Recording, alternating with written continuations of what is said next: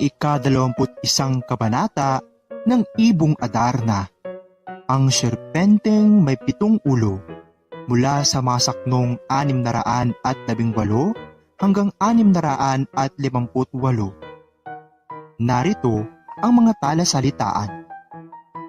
Pagyanig, paggalaw ng lupa. Serpiente, ahas. Tinagpas, pinutol. Nanumbalik, bumalik. Balsamo, likido mula sa halaman. Nabighani, nahulog ang loob. Kasabay ng malakas na pagyanig ay ang gumagapang na ahas paakyat sa hagdanan. Katulad ng pagharap sa higante, ay matapang niya ring hinarap ang serpiente na may 7 ulo. Tinagpas niya ang ulo nito, ngunit muli itong tumubo at nabuhay. Nakaramdam man ng pagod, ay hindi nakalimutan ng prinsipe ang manalangin. Muling nanumbalik ang lakas nito at mas naging matapang.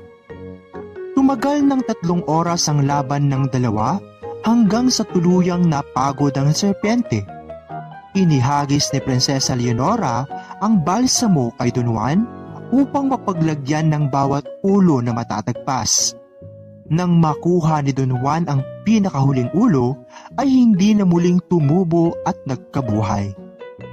Naiakyat sa itaas ng balon ang magkapatid. Nalaman ni Don Pedro ang ginawang pagliligtas si Don Juan sa 2 prinsesa, dahilan kung bakit ito mas lalong nainggit sa kapatid, lalo pat nabighani rin ito sa kagandahan ni Prinsesa Leonora. Ang ika-22 kabanata ng Ibong Adarna. Ang panibagong panlilinlang, mula sa masaknong 650 hanggang 731. Narito ang mga talasalitaan. Paglilinlang, pangluloko. Serpiente, ahas. Panata, isang pangako sa Diyos. Nang umalis ay naiwan ni Prinsesa Leonora ang singsing na diamante na pinamana pa ng kanyang ina. Tanging ang kanyang lobo lamang ang naisama. Dahil sa ginawang pagtataksil ng kapatid ay nahimatay si Prinsesa Leonora. Nagkaroon muli ng malayang prinsesa habang nasa bisig ni Don Pedro.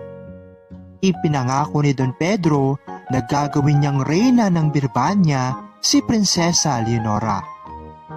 Pinakawalan ng prinsesa ang alagang lobo at inutusang iligtas si Don Juan. Umuwi si Don Pedro at Don Diego kasama ang 2 prinsesa. Sinabi ni Don Pedro na hindi na nila natagpuan si Don Juan, sa halip ay iniligtas nila ang 2 prinsesa sa kamay ng higante at ng serpiente. Iniutos ng hari na maikasal agad ang 4, ngunit tumanggi si Prinsesa Leonora sa hari at nakiusap na ipakasal ito pagkaraan ng 7 taon dahil siya ay may panata. Pumayag ang hari na sina Don Diego at Doña Juana muna ang ipakasal. Nagkaroon ng 9 na araw na pagdiriwang sa kahariang Birbania. Ang ika-23 kabanata ng Ibong Adarna. Ang Lobong Engkantada. Mula sa masaknong 732 hanggang 757. Narito ang mga talasalitaan. Nagtungo, nagpunta, nalinlang, naloko o naisahan, matuklasan, malaman, burol, uri ng anyong lupa, nanumbalik, bumalik. Naabutan ng lobo si Don Juan na duguan at damog ang katawan. Dali-dali itong kumuha ng 3 bote at nagtungo sa ilog ng Hordan. Nalinlang ng lobo ang mahigpit na tagapagbantay sa ilog at nilagyan ng tubig ang 3 bote. Nang matuklasan ng tagapagbantay ang ginawa ng lobo, ay hinabol ito, ngunit agad itong tumalon sa bangin ng isang burol. Nang makabalik sa kinaroroonan ni Don Juan, ay ipinahid ng lobo ang tubig sa buong katawan ng prinsipe. Muling nanumbalik ang lakas ng prinsipe at nawala ang mga sugat nito. Niyakap ni Don Juan ang lobo dahil sa labis na tuwa at pasasalamat. Nagtungo sina Don Juan at ang lobo sa palasyo upang kuhanin ang naiwang singsing ni Prinsesa Leonora. Nang makuha ang singsing, ay tinulungan ng lobo si Don Juan na makaahon mula sa ilalim ng balon. Pagkatapos ay tuluyan ng nagpaalam at iniwan ng lobo ang prinsipe. Malapit na sana itong makarating sa kaharian ng Birbania, ngunit ito ay nakaramdam ng pagod. Natagpuan niya ang isang punong kahoy na mayabong at doon nagpahinga. Ang ika-24 na kabanata ng Ibong Adarna. Ang muling pagkikita ng Ibong Adarna at ni Don Juan. Mula sa mga saknong 758 hanggang 774. Narito ang mga talasalitaan. Nagsalaysay, nagkwento, natuklasan, nalaman, maglakbay, maglakad, tuso, taong mapanlamang. Nagising si Don Juan dahil sa awit ng Ibong Adarna. Nang magising ay laking tuwa ng prinsipe nang makita niya ang ibon na nakadapo sa sanga. Muling nagsalaysay ang ibon kay Don Juan sa pamamagitan ng awit nito. Natuklasan ng prinsipe na kaya umalis ang ibon ay dahil gusto nitong iligtas ang prinsipe sa isang pasakit. Balak na patayin ni na Don Pedro at Don Diego ang ibon at si Don Juan.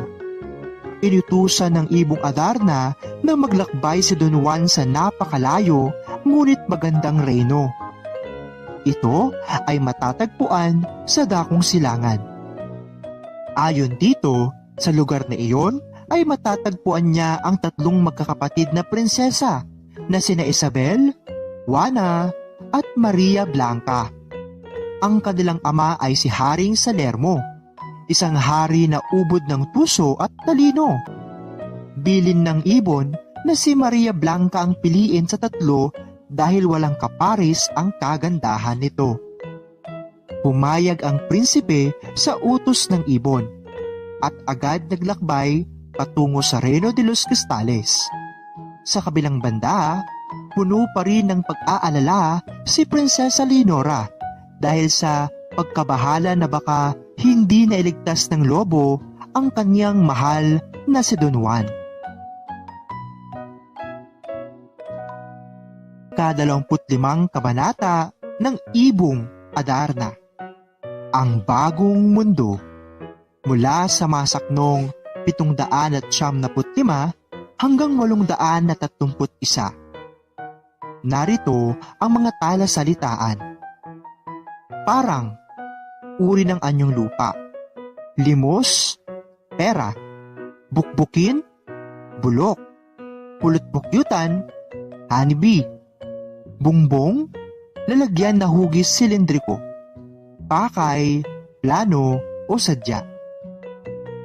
Sa loob ng 3 taon na paglalakbay ni Don Juan sa parang at mga gubat, ay imbis na mapalapit ito sa Reino de los Cristales, ay mas lalo pang napalayo at naligaw.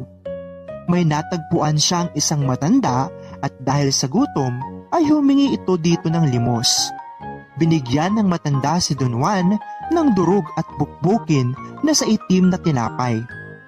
Dahil sa labis na gutom ay hindi na ito alintana ni Don Juan. Ngunit sa kanyang pagtataka ay napakalilamnam ng tinapay na ito ay kanyang kainin. Binigyan din siya ng matanda ng pulot-pukyutan at inabutan ng inumin sa bumbong. Muling nagtaka si Don Juan dahil sa kabila ng pag-inom nito ay pansing hindi nababawasan ng tubig mula sa bumbong. Muling bumalik ang lakas at sigla ni Don Juan. Nalaman din ng matanda ang pakay ng prinsipe na hanapin at puntahan ng Reino de los Cristales. Nagulat ito dahil sa 100 taong paninirahan nito doon ay hindi niya alam ang daan patungo sa reyno. Sa halip ay ibinilin nito na pumunta ang prinsipe sa 7 bundok upang hanapin ang isang ermitanyo. Nagbigay din ng matanda ng kapirasong baro upang marapatin siyang paglingkuran ng ermitanyo. Bilin din nito na sabihin na ang kapirasong baro ay galing sa isang matandang sugatan. Ika-26 na kabanata ng Ibong Adarna. Ang panangis ni Prinsesa Leonora. Makikita sa masaknong 832 hanggang 858. Narito ang mga talasalitaan.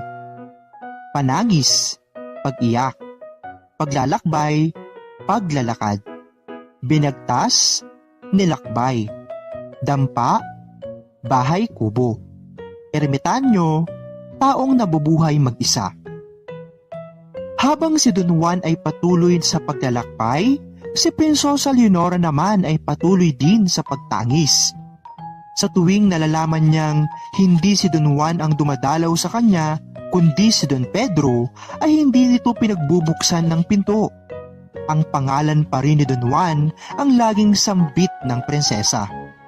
Nagbanta naman si Don Pedro na may mangyayaring masama kung hindi siya mabibigo sa pag-ibig niya kay Prinsesa Leonora. Hiniling ni Don Pedro sa prinsesa na limutin na nito si Don Juan dahil ito ay hindi na muling magbabalik sapagkat patay na. Gayunpaman, tanging si Don Juan lang ang nasa puso't isipan ng dalaga. Sa kabila ng 3 taong paghihintay at pagtitiis ay hindi nito magawang pakasalan si Don Pedro. Sa kabilang banda, nagpatuloy sa paglalakbay si Don Juan. Iniabot pa niya ng 5 buwan na paglalakbay. 7 bundok ang kanyang binagtas bago tuluyang makarating sa dampa ng ermitanyo. Ang ika-27 kabanata ng Ibong Adarna. Ang ika-7 bundok. Mula sa masaknong 859 hanggang 911. Narito ang mga talasalitaan. Nasilayan, nakita, ermitanyo, taong nabubuhay mag-isa, pakay, plano o sadya, nababatid, nalalaman, olikornyo, uri ng ibon, laksa-laksa, marami o dagsa. Sa ika-7 bundok ay nasilayan ni Don Juan ang ermitanyo na hanggang baywang ang balbas. Ibinigay ni Don Juan sa ermitanyo ang kapiraso ng baro na nooy binigay ng matanda na nagpalimos ng pagkain at inumin sa kanya. Nalaman ng ermitanyo ang pakay ni Don Juan, ngunit sa loob ng 500 taon na paniniraan ay hindi nito nababatid ang Reyno de los Cristales. Pinatugtog nito ang kampana sa kanyang pinto, hudyat ng pagdating ng mga hayop sa Armenia, ngunit wala ni isa sa kanila ang nakakaalam sa reyno. Ibinigay ng ermitanyo ang kapiraso ng baro kay Don Juan at inutusan ang olikornyo na ihatid ng prinsipe sa bahay ng kapatid nito na kapwa ermitanyo. Nang makarating ay nakita niya ang ermitanyo na sayad hanggang lupa ang balbas. Muling ibinigay ni Don Juan ang kapiraso ng baro na siyang ibinigay ng naunang ermitanyo. Nalaman din ng ermitanyo ang pakay ni Don Juan, ngunit sa loob ng 800 taon na paninirahan nito ay hindi din niya batid ang kahariang hinahanap ni Don Juan. Pinatugtog niya ang kampana na sa pintuan at nagsidatingan ng laksalaksang ibon, ngunit wala sa mga ito ang nakakaalam at kinaroroonan ng kaharian. Ang ika-28 kabanata ng Ibong Adarna. Ang higanteng agila. Mula sa masaknong 912 hanggang 933. Narito ang mga talasalitaan. Ermitanyo, taong nabubuhay mag-isa. Paumanhin, patawad. Isinalaysay, ikinwento. Nagalak, natwa. Huling dumating ang higanting agila na tila pagod na pagod. Nagalit ang ermitanyo dahil mahigpit na bilin nito na sa oras na marinig ang tunog ng kampana ay kailangang makauwi agad ang mga ibon. Humingi ito ng paumanhin at nagpaliwalag na siya ay galing sa napakalayong lugar. Bagamat napakabilis ng kanyang paglipad, ay nahuli pa rin ito sa pagdating dahil sa kalayuan. Ang higanting agila ay nagmula pa sa kaharian ng Reino de los Cristales. Isinalaysay ng agila kung gaano kaganda at kasagana ang lugar na nais puntahan ni Don Juan. Nagalak naman ang prinsipe dahil sa wakas ay mararating na niya ang kahariang matagal na niyang hinahanap. Ipinag-utos ng ermitanyo na ihatid ng agila si Don Juan sa kaharian. Ayon sa agila ay aabutin ng isang buwang paglipad bago marating ang Ayon sa agila ay aabutin ng isang buwang paglipad bago marating ang kaharian ni Maria Blanca. Ipinasama na rin ng ermitanyo ang iba pang ibon upang dalhin ang mga gamit at pagkain ni Don Juan at ng agila sa paglalakbay.